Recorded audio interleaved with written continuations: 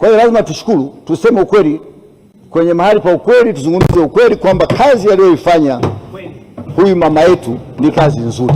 Hata kama kuna mtu ana kinyongo, hicho ni kinyongo cha binafsi, sasa mtu huwezi kumlazimisha. Lakini kwenye ukweli huo huo, katika kurasa ya 37 katika hotuba ya Mheshimiwa Rais amezungumzia uwajibikaji na utawala wa sheria, na amezungumzia kwa baadhi ya watu.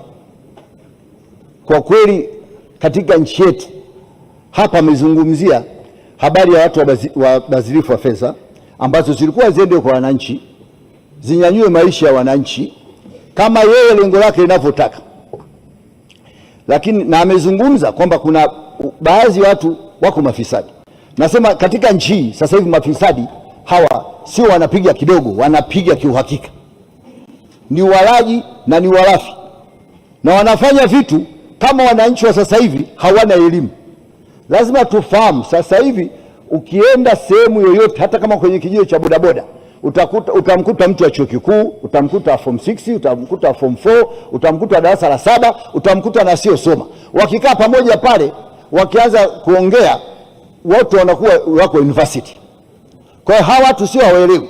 Utakuta mtu yuko serikalini ana GPA labda ya 2 labda 0.5, alafu yule ambaye yuko bodaboda ana 4, alafu huyu jambazi anamtuma bodaboda yule wa GPA ya 4, nenda kapeleke misumari pale, peleka hapa, alafu huyu naye mjanja anajua mshahara wake.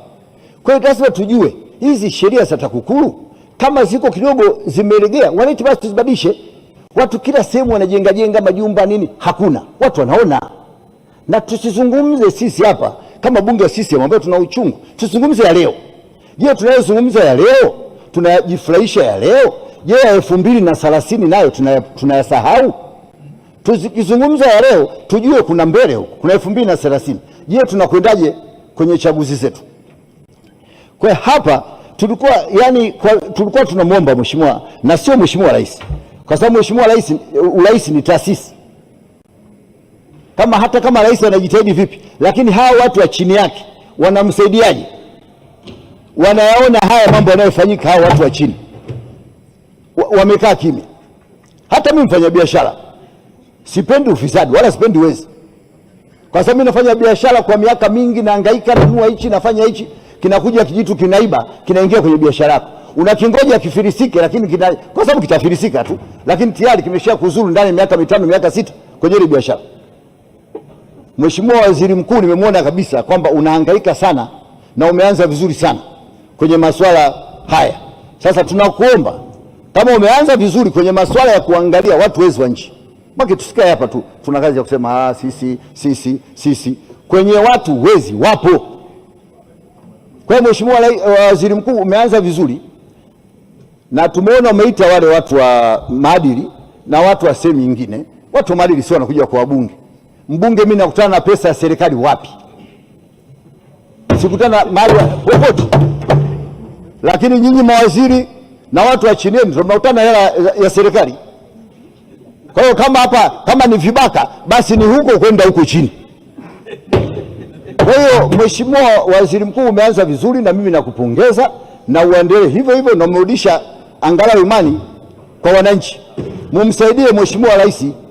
Rais hawezi kawa anaangalia mwizi yuko Gairo halmashauri, akaangalia yuko sijui Bukombe, akaangalia yuko Loria, akaangalia. Haiwezekani kitu kama hicho. Na muwe mnafuata ushauri wa kitaalamu, kama tuna vyombo vyetu vya usalama na ulinzi ambavyo vinahusika kwenye masuala ya ushauri. Chukueni ushauri, muangalie.